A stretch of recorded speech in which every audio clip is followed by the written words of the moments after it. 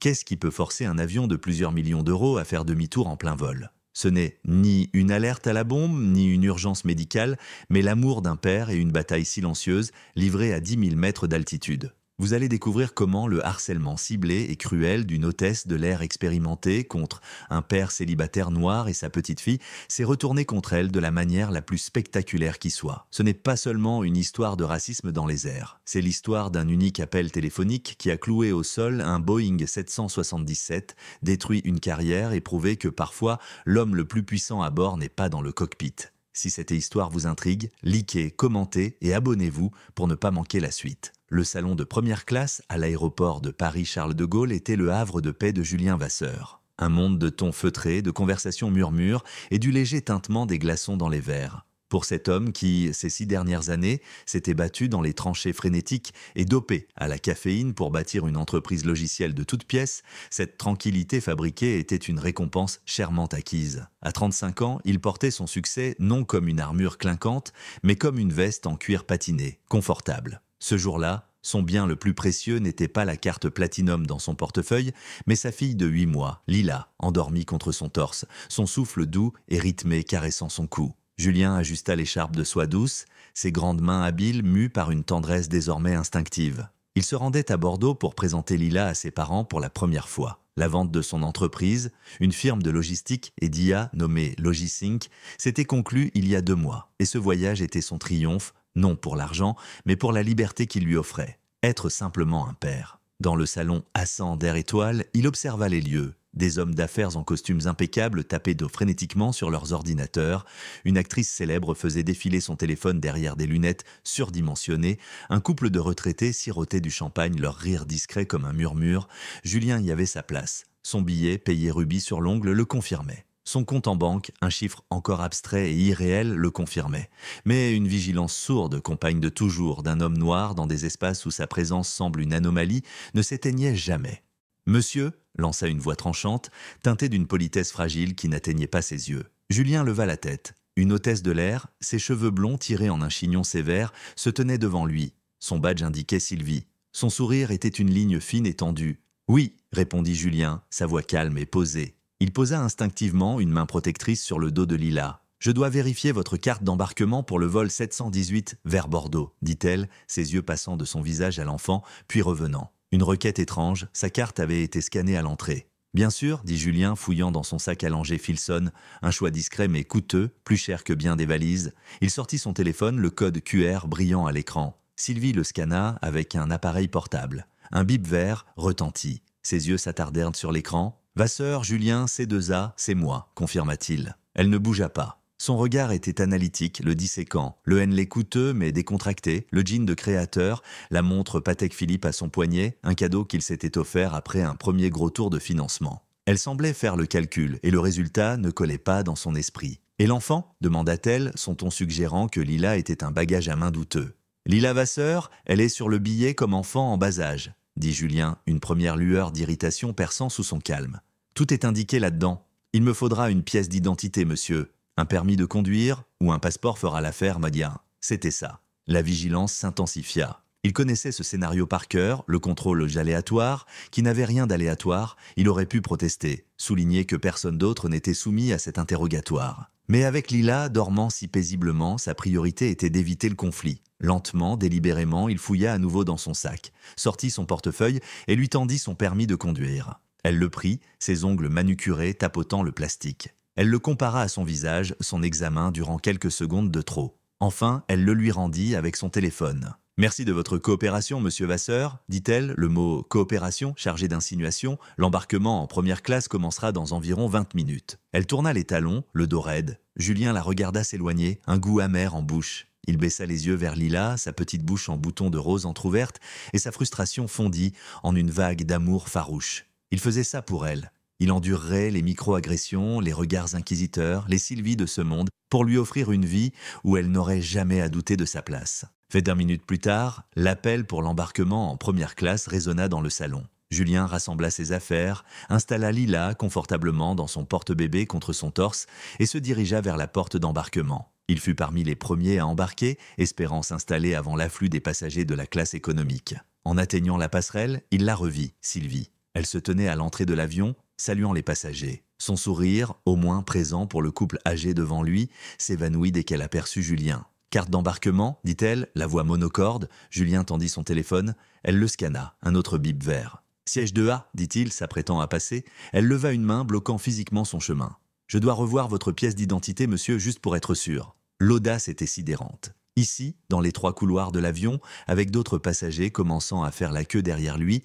ce n'était ni une procédure, ni une mesure de sécurité. C'était une démonstration de pouvoir. « Je vous l'ai montré dans le salon il y a moins d'une demi-heure » dit Julien, sa voix tombant dans un calme grave et menaçant. « Et je vous demande de me la montrer à nouveau. Les règles de la TSA sont très strictes. » Mentit-elle, le menton relevé. Derrière lui, un homme marmonna. « Qu'est-ce qui bloque ?» Julien sentit la chaleur monter dans sa nuque.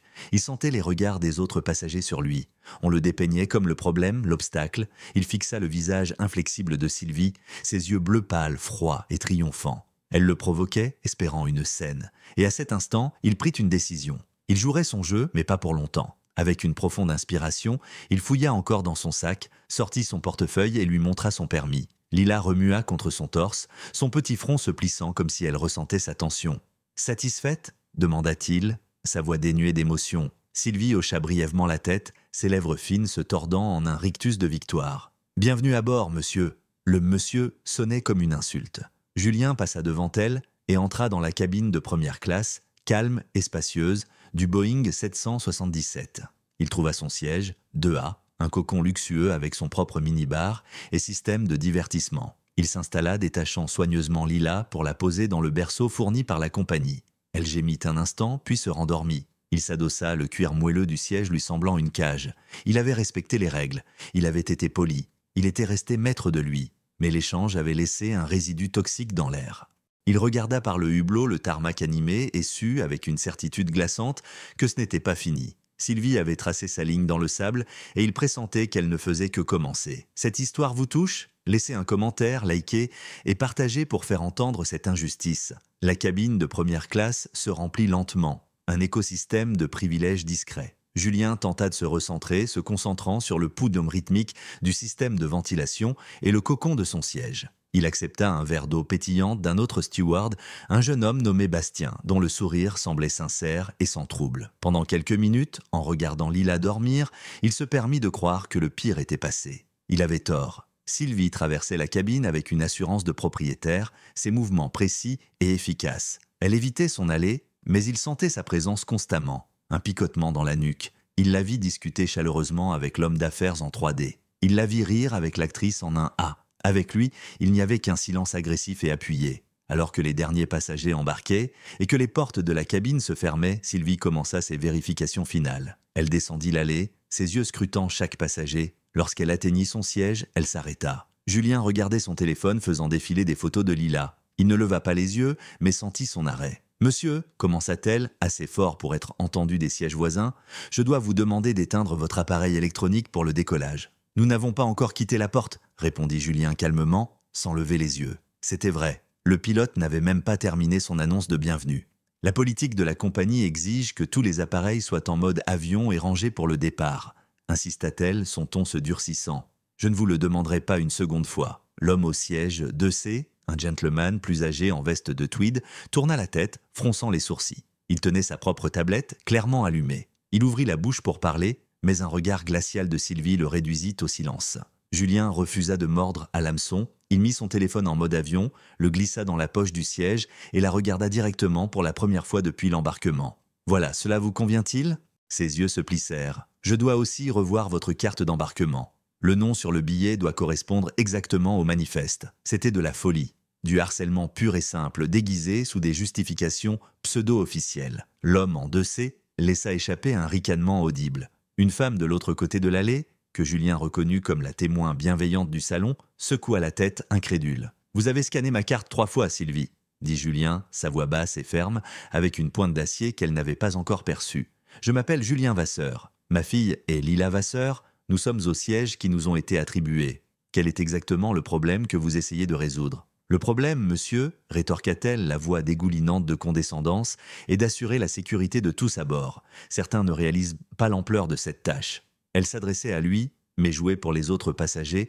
tentant de le dépeindre comme une menace récalcitrante. J'apprécie la sécurité, dit Julien, son regard inflexible. Je l'apprécie quand elle est appliquée équitablement. Quand elle sert d'outil de harcèlement, mon appréciation diminue. Un murmure discret parcourut les sièges voisins. L'opinion publique se retournait contre elle. Le visage de Sylvie s'empourpra. Elle s'attendait à ce qu'il cède, qu'il s'énerve, qu'il confirme ses préjugés implicites. Sa maîtrise de soi l'exaspérait, la déstabilisait. « Montrez-moi la carte, monsieur », siffla-t-elle, son professionnalisme se désintégrant en une animosité brute. Pour désamorcer, et pour ce qu'il se jura être la dernière fois, Julien récupéra son téléphone et lui montra le code QR. Elle ne fit même pas semblant de le scanner. Elle y jeta un coup d'œil, ses lèvres pincées, en une ligne exsangue. « Très bien », lâcha-t-elle avant de se tourner vers le berceau. « Ce berceau doit être rangé pour le décollage et l'atterrissage. L'enfant doit être sur vos genoux. »« Je sais, » dit Julien, « j'attendais l'annonce finale de vérification de la cabine. »« Eh bien, considérez ceci comme votre annonce, » dit-elle avant de s'éloigner vers la cuisine. Julien prit une profonde inspiration, son cœur battant un rythme furieux. Il souleva délicatement Lila, encore endormie, du berceau, sa chaleur apaisant la tempête de sa colère. Il l'installa contre son épaule, sa petite tête nichée dans le creux de son cou. C'était ce qui comptait, tout le reste n'était que bruit. L'avion quitta la porte et roula vers la piste. Alors que les moteurs vrombissaient puissamment, Julien regarda par le hublot, la mâchoire serrée. Le problème n'était plus seulement Sylvie, c'était le silence. Bastien, le jeune steward, avait assisté à l'échange et s'était empressé de s'occuper dans la cuisine, évitant tout contact visuel. Le commandant était barricadé derrière une porte verrouillée, inconscient. Les autres passagers, bien que compatissants, restaient en spectateurs. Il était sur une île et Sylvie était le requin qui tournait. Une fois en l'air, le signal des ceintures s'éteignit et la cabine se détendit. Le service commença. Bastien s'approcha en premier, l'air contrit. « Monsieur Vasseur, puis-je vous offrir quelque chose à boire? Un café peut-être ?» demanda-t-il, la voix basse. « Ça va, merci Bastien », dit Julien, appréciant le petit geste. Quelques instants plus tard, Sylvie apparut, poussant le chariot de service.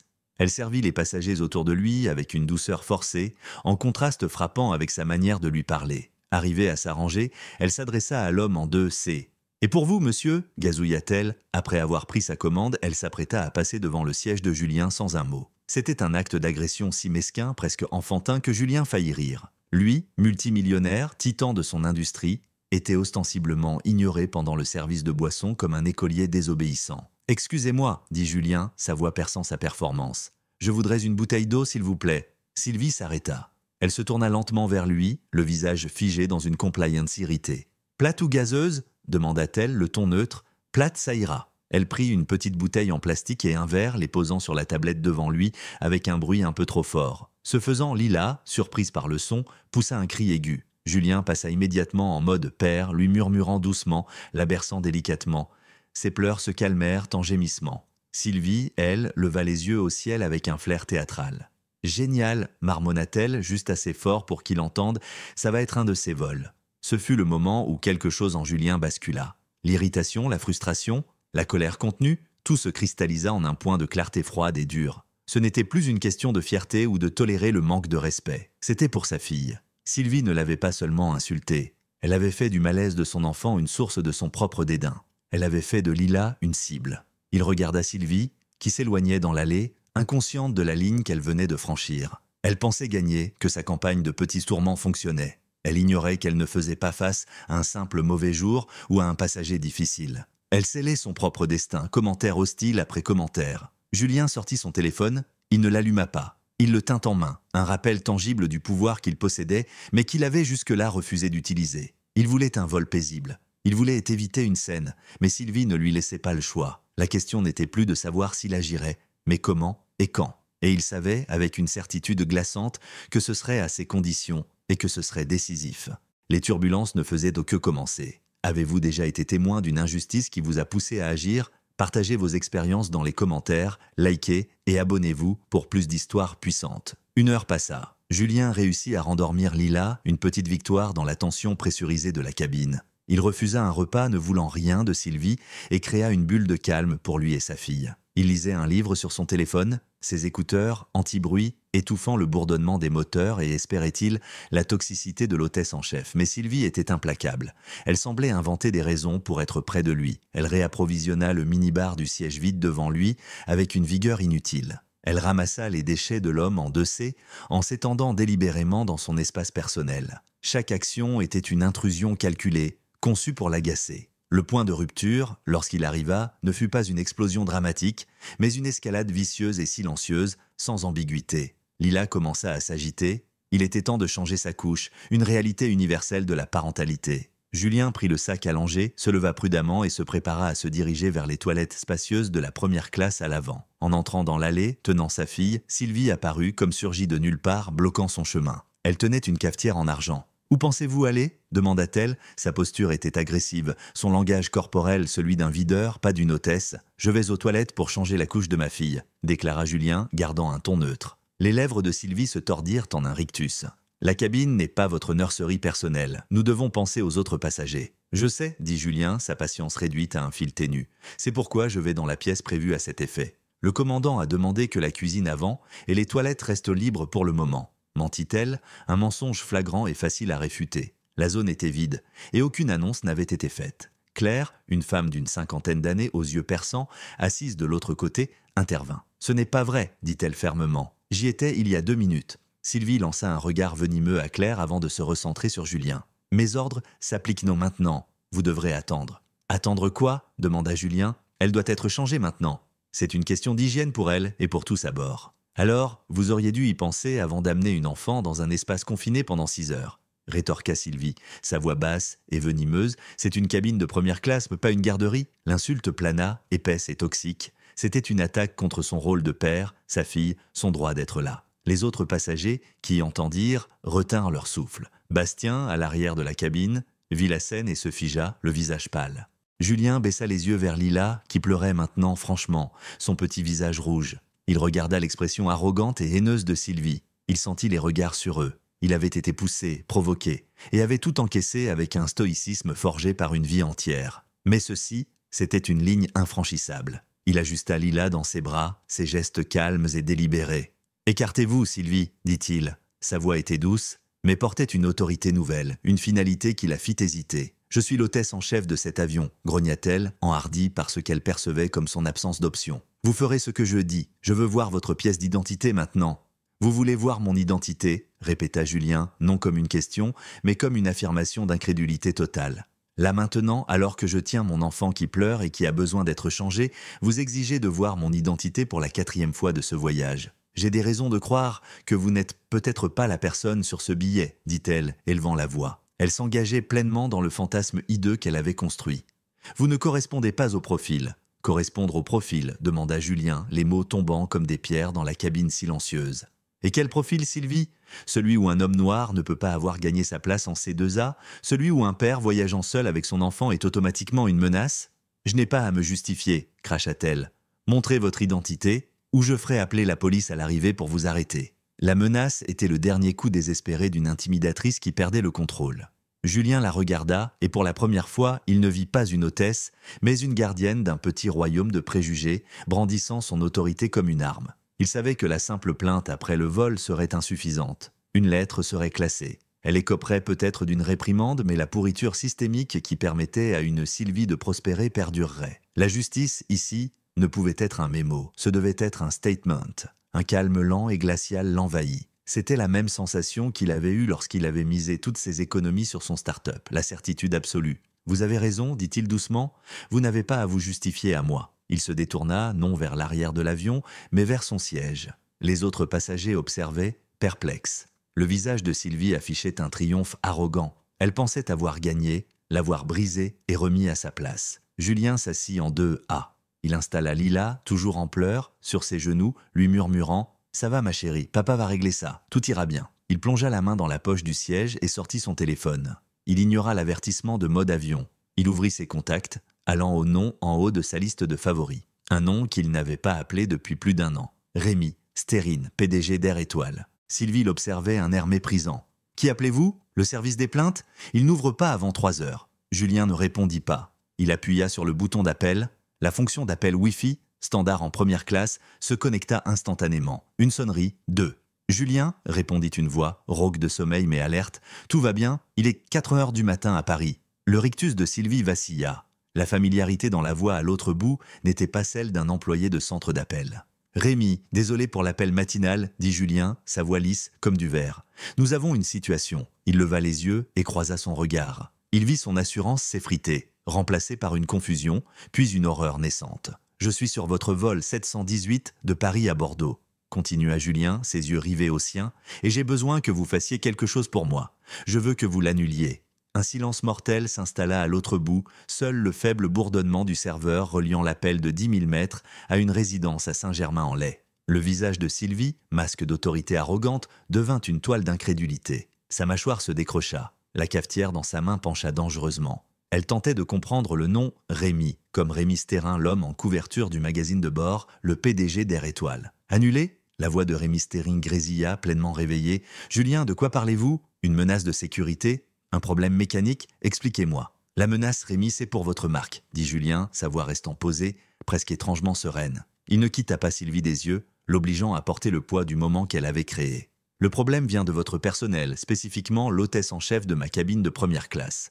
Il entendit Rémi bouger, se redresser. « Le personnel, que se passe-t-il ? Disons que le service client s'est transformé en harcèlement pur, » expliqua Julien calmement. « Ça a commencé dans le salon et a escaladé jusqu'à m'empêcher d'utiliser les toilettes pour changer ma fille et me menacer d'arrestation à l'arrivée. Tout ça parce que votre employée, Sylvie, pense qu'un homme noir n'a pas sa place dans sa cabine. » Les mots pesèrent, chaque syllabe un coup de marteau. Les passagers apportés, entendant la conversation à sens unique, se redressèrent, les yeux écarquillés. Ce n'était plus une scène gênante, c'était une crise corporate en temps réel. « Donnez-moi son nom, » dit Rémi, la voix glaciale. « Donnez-moi le nom du commandant. »« Elle s'appelle Sylvie, » répondit Julien. « Je n'ai pas eu le plaisir de rencontrer le commandant, étant un peu occupé à être profilé racialement ces 2 dernières heures. » Il berça doucement Lila, qui s'était calmée, ses grands yeux curieux observant le drame. « C'est inacceptable, » lâcha Rémi. Il ne parlait plus à Julien, il réfléchissait, son cerveau de PDG en surchauffe. La responsabilité, le cauchemar médiatique, l'injustice criante. Une plainte officielle sera déposée. Elle sera traitée, Julien, je vous le promets. Elle sera licenciée avant que vous atterrissiez. C'était la réponse que Julien attendait, le contrôle des dégâts standard des entreprises.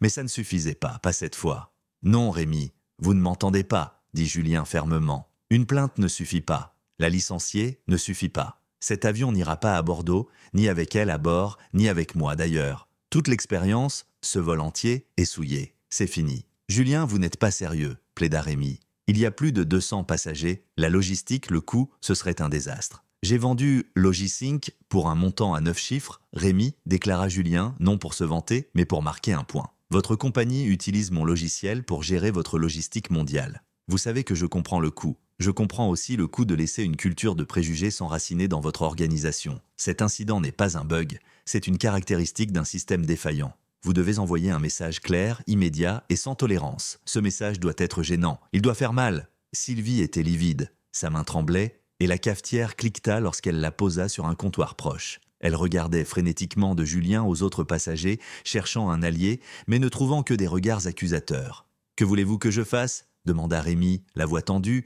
Il connaissait Julien. Il savait qu'il ne bluffait pas. Julien Vasseur était l'un des hommes les plus intègres et obstinés qu'il ait rencontrés en affaires. « C'est simple, » dit Julien, exposant ses conditions comme s'il négociait un contrat de capital-risque. « Ce vol n'ira pas à Bordeaux. Il fait demi-tour vers Paris-Charles de Gaulle. Vous invoquerez des problèmes opérationnels imprévus. À l'arrivée, je veux un représentant de la direction. Pas la sécurité de l'aéroport, pas la police, mais quelqu'un de votre bureau exécutif. Pour rencontrer l'avion, ils prendront ma déclaration et géreront Sylvie. Ma voiture privée m'attendra sur le tarmac pour ramener ma fille et moi chez nous. Air Étoile couvrira tous les frais et dommages dont mes avocats discuteront demain. Et vous et moi, Rémi, aurons une discussion sérieuse sur une refonte complète de la formation anti-biais et diversité pour toute votre entreprise. » Il marqua une pause. « Si vous faites cela, cette histoire s'arrête aujourd'hui, ici, dans cet avion. Sinon, je descends à Bordeaux, j'appelle le monde et le nom Air Étoile sera synonyme de bigoterie d'ici les infos de 20 h. Vos actions chuteront et ça vous coûtera 100 fois plus cher qu'un demi-tour. À vous de choisir. » Le silence à l'autre bout dura une éternité. Sylvie semblait sur le point de s'évanouir. L'homme en 2C avait son téléphone et filmait discrètement. Claire, de l'autre côté, observait Julien avec un respect profond. Enfin, la voix de Rémi, lourde de résignation, revint. « Demi-tour autorisé. L'ordre est transmis au cockpit, un représentant vous attendra à la porte. Je suis profondément désolé, Julien, cela n'aurait jamais dû arriver. » Julien raccrocha et glissa son téléphone dans sa poche. Il regarda Sylvie dont le visage s'était effondré en un masque de panique pure.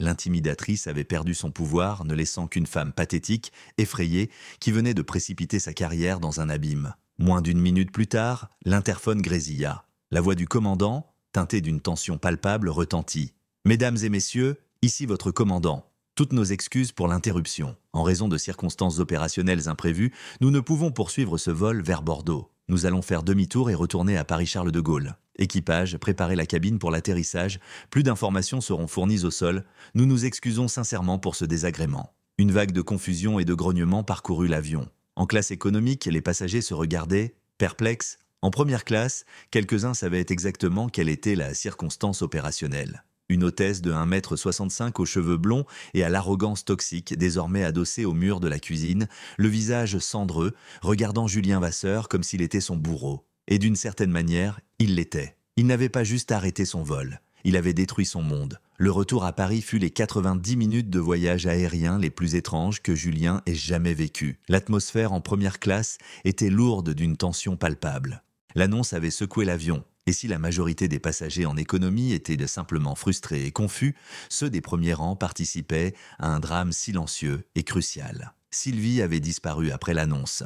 Elle s'était effondrée dans la cuisine avant, tirant le rideau. Bastien, le jeune steward, gérait seul la cabine de première classe. Il se déplaçait avec une énergie nerveuse et apologétique, offrant eau et couverture, ses yeux jetant constamment vers la cuisine masquée, comme s'il s'attendait à voir surgir un monstre. Il évitait soigneusement de regarder Julien, non par malveillance, mais par un mélange de peur et de honte. Julien, lui, était une île de tranquillité. Il avait fait ce qui devait être fait. La colère s'était dissipée, remplacée par une résolution lasse. Il changea enfin la couche de lilas dans les toilettes désormais libres, ses gestes posés. Puis il s'assit avec elle sur ses genoux, fredonnant doucement tandis qu'elle regardait par le hublot le ciel bleu infini, ignorant le chaos dont elle était le centre. Les autres passagers l'observaient avec un respect nouveau, proche de l'admiration. Il n'était plus juste un homme avec un bébé. Il était l'homme qui avait arrêté un avion. L'homme en 2C lui adressa un hochement approbateur discret. Claire croisa son regard et articula silencieusement « Merci ». Elle comprenait. Ce n'était pas seulement pour lui,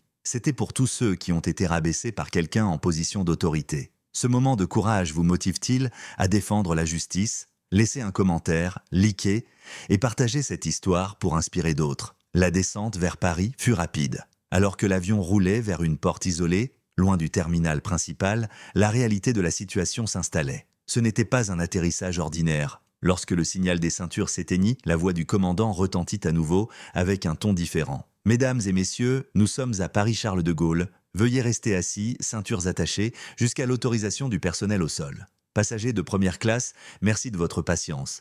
Vous débarquerez en premier, mais attendez les instructions. » Quelques minutes plus tard, 2 silhouettes apparurent à la porte de la cabine. Ce n'était pas l'équipe au sol habituelle. La première était un homme au visage sévère en uniforme de pilote, avec 4 galons sur l'épaule, le commandant. La seconde était une femme en tailleur bleu marine d'Air Étoile, son visage un masque de gravité professionnelle. C'était la représentante promise par Rémi Stérine. Le commandant se dirigea droit vers la cuisine et tira le rideau. « Sylvie » dit-il, sa voix basse mais portant un ordre incontestable. « Avec moi maintenant ». Sylvie émergea, l'ombre de la femme qu'elle était 2 heures plus tôt. Son chignon sévère s'était défait, des mèches encadrant un visage pâle et strié de larmes. Son uniforme semblait froissé. Elle refusait de regarder les passagers, les yeux rivés au sol. La femme en tailleur s'avança, s'adressant au petit groupe en première classe. « Mesdames et messieurs, je suis Catherine Collet, vice-présidente des services à bord pour Air Étoile. Au nom de notre PDG, Rémi Stérine, et de toute l'entreprise, je présente nos excuses les plus sincères pour cette perturbation. Ce n'est pas le standard de service ou de sécurité que nous visons.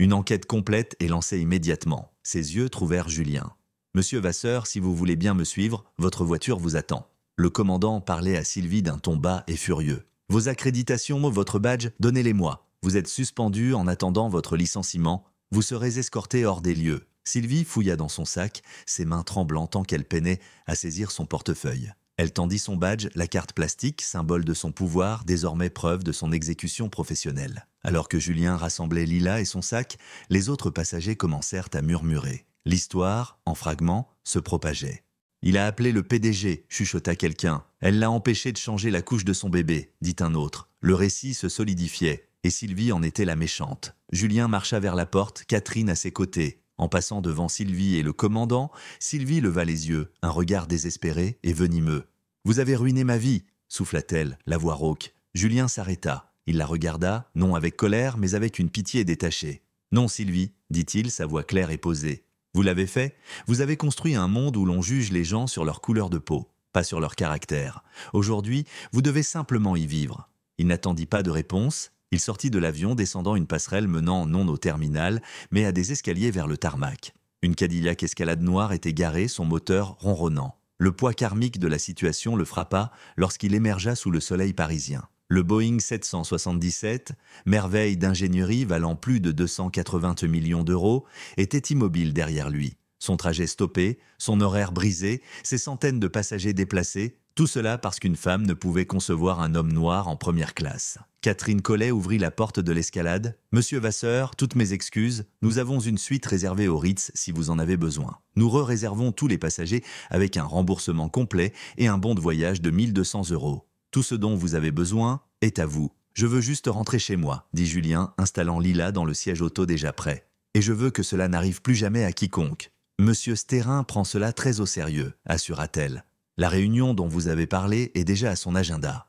Alors que l'escalade s'éloignait, Julien jeta un regard en arrière vers l'avion. Il vit un petit groupe près de la porte du terminal, le commandant, quelques employés au sol, et la silhouette solitaire et vaincue de Sylvie, escortée par la sécurité de l'aéroport. Sa carrière était finie, sa réputation en cendres, mais Julien savait que ce n'était pas la fin. Le karma initial avait frappé. Le karma dur restait à venir. L'homme endossé avait filmé, et à l'ère numérique, les histoires comme celle-ci prenaient vie. Sylvie n'était pas juste licenciée. Elle allait devenir tristement célèbre. L'histoire ne s'arrêta pas lorsque l'escalade quitta le tarmac. Dans le vide d'informations laissé par l'annonce vague d'Air Étoile sur des circonstances opérationnelles, les spéculations en ligne étaient déchaînées. Mais la vérité, comme souvent, trouva son chemin. L'homme du siège 2C, un investisseur tech de Sophia Antipolis nommé Grégoire, n'avait pas seulement filmé l'affrontement final. Il avait pris des notes. Il admirait l'approche décisive et sans détour de Julien et était écœuré par ce qu'il avait vu. En attendant dans le chaos de la réservation à Charles de Gaulle, il posta son clip, vidéo de 40 secondes sur Twitter. Il l'accompagna d'un récit détaillé de l'entière épreuve du salon à la menace finale. Il mentionna Air Étoile, plusieurs grands médias et utilisa le hashtag Liaro Sylvie Air Étoile. Quand Julien et Lila arrivèrent chez eux, dans leur maison ensoleillée des Hauts-de-Seine, l'histoire était déjà un ouragan sur les réseaux sociaux. La vidéo était explosive. Elle montrait clairement Julien tenant son bébé en pleurs, demandant calmement d'utiliser les toilettes, et Sylvie le bloquant, le visage tordu de malveillance en lançant « correspondre au profil ». C'était un portrait brut du préjugé moderne. Sylvie Air Étoile devint virale mondialement en 3 heures. Les médias, flairant une affaire juteuse, se jetèrent dessus. Le Monde, France 24, la BBC, tous reprirent l'histoire, juxtaposant la vidéo virale aux déclarations maladroites d'Air Étoile. Le nom complet de Sylvie fut vite découvert par les internautes. Son empreinte numérique fut effacée, mais pas avant que des captures d'écran de vieux posts problématiques scellés sur les réseaux sociaux ne soient exhumées, dépeignant une femme avec un long historique de vues bigotes. Elle devint le visage du racisme corporate en France. Le karma n'était plus juste un licenciement, c'était une brûlure publique. Elle fut doxée, reçut des menaces, devint une paria, incapable de quitter son domicile. Chaque article sur l'incident enfonçait un nouveau clou dans son cercueil public. Les offres d'emploi dans tout secteur en contact avec la clientèle, encore moins l'aviation, seraient inexistantes pour le reste de sa vie. Elle avait perdu sa carrière, son intimité, son anonymat dans un seul acte d'autodestruction. Mais pour Julien, l'agitation publique n'était que du bruit. Son focus était sur la promesse faite à Rémi Stérin. 2 jours plus tard, il n'était pas chez un avocat. Il était au siège d'Air Étoile, face à une vaste table en acajou, en face de son PDG. Rémi Stérin semblait épuisé. « Le conseil est en panique totale, dit-il sans préambule. L'action a chuté de 10%. C'est une catastrophe. » « C'est une opportunité, Rémi, répondit Julien, la voix ferme. Une chance de faire quelque chose de réel. Vos séminaires de diversité standard sont inutiles. Ce sont des cases à cocher. Vous apprenez aux gens à éviter les procès, pas à changer leur cœur et esprit. Alors, que proposez-vous ? Demanda Rémi, se penchant en avant, avide d'une bouée. Vous avez engagé ma société pour réparer votre logistique, car vous aviez un problème systémique. Vous en avez un autre maintenant. Expliqua Julien. Je veux que vous financiez une nouvelle initiative, une fondation gérée indépendamment mais financée par Air Étoile. Son seul but sera de développer et mettre en œuvre ce que j'appelle une formation à l'empathie appliquée. Pas d'acteurs ni de jeux de rôle. Nous utiliserons la réalité virtuelle, des témoignages directs et des analyses basées sur des données pour montrer aux employés ce que ressentent les préjugés. Nous les mettrons dans la peau des personnes qu'ils profilent. Il fit glisser une proposition sur la table. C'était détaillé, visionnaire, coûteux. Et je veux que Bastien, le jeune steward de ce vol, soit l'un des premiers conseillers. Il avait peur, mais il était décent. C'est le genre de personne autour de laquelle construire, des gens prêts à s'améliorer. Rémi lut la proposition, ses yeux s'écarquillant devant l'ampleur et le budget. C'était audacieux, cela coûterait des millions. Mais c'était aussi brillant. Ce n'était pas juste une excuse, c'était une solution, une façon de transformer le pire désastre médiatique de la compagnie en une histoire pionnière de rédemption et de changement. « Vous feriez cela, Rémi ?» demanda-t-il, une lueur d'espoir dans les yeux. « Vous nous aideriez ?»« Je ne le fais pas pour vous, Rémi, » dit Julien, son regard s'adoucissant en pensant à sa fille. « Je le fais pour Lila. Je ne veux pas qu'elle ait à passer le même appel que moi dans 30 ans. » Air Étoile accepta la proposition. L'initiative Vasseur-Sterrin pour l'empathie appliquée fut annoncée une semaine plus tard, avec Julien comme coprésident. Elle fit les gros titres, pour de bonnes raisons, saluée comme une avancée révolutionnaire en responsabilité d'entreprise. Le karma dur pour Sylvie fut une vie de honte publique et d'exil professionnel, conséquence directe de ses actes. Mais le vrai karma durable n'était pas seulement sa chute, c'était l'émergence de quelque chose de meilleur dans les cendres de la crise qu'elle avait créée. C'était dans les nouveaux modules de formation que chaque employé d'Air Étoile, du PDG au bagagiste, devait désormais valider. C'était dans l'histoire de Bastien, le jeune steward devenu une voix respectée pour le changement au sein de l'entreprise. Quelques mois plus tard, Julien était sur un autre vol Air Étoile, cette fois avec ses parents pour des vacances familiales reportées. Une nouvelle hôtesse, une jeune femme qu'il n'avait jamais vue, s'agenouilla près de son siège. « Monsieur Vasseur, dit-elle, son sourire chaleureux et sincère, je voulais juste vous remercier. J'ai terminé la nouvelle formation 4SE. Ça a changé ma façon de voir les choses. » Julien regarda Lila, babillant joyeusement dans les bras de sa grand-mère. Il sourit, un sourire vrai, libéré. Il n'avait pas juste annulé un vol. Il avait purifié l'air, créant une turbulence d'un autre genre, qui avait ébranlé un système corrompu et tracé une nouvelle voie pour tous ceux à venir. C'était une victoire valant plus que tout prix. Un an plus tard, le nom Sylvie Collin était un fantôme. Elle vivait dans un petit appartement anonyme dans une autre région, sous un autre nom. Ses cheveux blonds étaient de désormais bruns, coupés courts et pratiques. Le chignon sévère et l'uniforme d'Air Étoile étaient des spectres d'une vie qui semblait appartenir à une autre. Son nouveau travail était dans une blanchisserie industrielle, l'air saturé d'odeurs d'eau de javel et de vapeur. Un travail anonyme, épuisant. Elle pliait du linge pour hôtels et hôpitaux, les mains irritées, le dos douloureux. C'était le seul emploi qu'elle avait trouvé après que son visage eût été placardé sur tous les médias pendant un mois. Le karma n'était pas juste la perte de sa carrière, c'était le silence assourdissant de son existence. Plus d'autorité, plus de fierté, personne à impressionner ou intimider. Elle était invisible. Certains jours, l'amertume était une douleur physique. Elle blâmait Julien Vasseur, Internet, l'âme full woke, tout sauf elle-même. Mais d'autres jours, dans le bourdonnement des néons au-dessus des tables de pliage, la vérité la visitait. Elle se souvenait du regard de Julien, non de colère, mais de déception profonde. Elle se souvenait du son d'un bébé pleurant. Elle se souvenait de la certitude froide dans sa voix lorsqu'elle avait craché, correspondre au profil. Et dans ces moments, elle savait qu'elle avait mérité ce silence. Elle avait construit sa propre prison. Un soir, attendant un bus, elle jeta un œil à un écran de télévision public dans une vitrine. Un reportage local célébrait un héros local. Le visage à l'écran était familier. C'était Bastien, le jeune steward du vol 718. Il n'était plus en uniforme. Il portait un costume élégant, parlant sur une scène avec une assurance qui la stupéfia. Il était désormais directeur exécutif de l'initiative Vasseur-Sterrin. Il parlait de l'expansion du programme, son adoption par 3 autres grandes compagnies aériennes et son succès mesurable dans la réduction des plaintes des passagers et l'augmentation de la satisfaction des employés. « Nous n'enseignons pas juste la tolérance, » dit Bastien au journaliste, la voix claire et passionnée. « Nous enseignons la compréhension. Nous plaçons les gens dans des situations qu'ils n'ont jamais vécues. Nous leur montrons le monde à travers les yeux d'un autre. Il ne s'agit pas de changer les politiques, il s'agit de changer les perspectives, un employé à la fois. » Sylvie regarda, figée, tandis que le bus passait sans elle. Elle vit non seulement le succès de l'homme qu'elle avait autrefois terrorisé, mais le monde vibrant et positif construit sur le cratère qu'elle avait laissé. Sa haine était devenue l'engrais d'une chose belle dont elle était exclue. C'était le karma le plus dur. Elle tourna le dos à l'écran et rentra chez elle sous la pluie, un fantôme hanté par le monde qu'elle avait contribué à créer. Pour Julien, cette année fut celle du sens. L'IVSE était devenu plus qu'un projet parallèle, c'était une passion. Il avait découvert que les compétences utilisées pour bâtir une entreprise tech, stratégie, innovation, expansion, étaient parfaitement adaptées pour créer un mouvement. Il était maintenant dans une cabine d'avion simulée au centre de formation principal d'Air Étoile, observant l'initiative en action. Il regardait Bastien diriger une session pour de nouveaux pilotes. Bastien commandait la salle avec une autorité discrète, guidant les stagiaires à travers un module de réalité virtuelle simulant l'expérience d'une femme musulmane en hijab subissant des regards suspicieux dans un aéroport, puis celle d'un parent avec un enfant handicapé naviguant la sécurité. Les pilotes sortirent de l'expérience visiblement touchés, leur bravade habituelle remplacée par un silence humble et réfléchi. Après la session, Bastien s'approcha de Julien, desserrant sa cravate. « Comment j'ai été, patron ? » « Tu ne m'appelles pas patron, Bastien ?» sourit Julien. « Et tu étais incroyable, un leader naturel. J'ai eu un bon professeur, dit Bastien sincèrement. Ce jour-là, dans l'avion, j'avais honte de ma réaction, ou de mon absence de réaction. Je me suis figé. Je ne voulais plus jamais me sentir si impuissant face à ce qui est juste. »« Tu n'étais pas impuissant, Bastien ?» corrigea Julien doucement. « Tu étais gentil. Dans une telle situation, la gentillesse est une forme de courage. Tu avais juste besoin d'une chance de trouver ta voie. Regarde-toi maintenant. » Ils restèrent en silence, observant le groupe suivant entrer. La culture changeait. C'était un travail lent, progressif mais réel.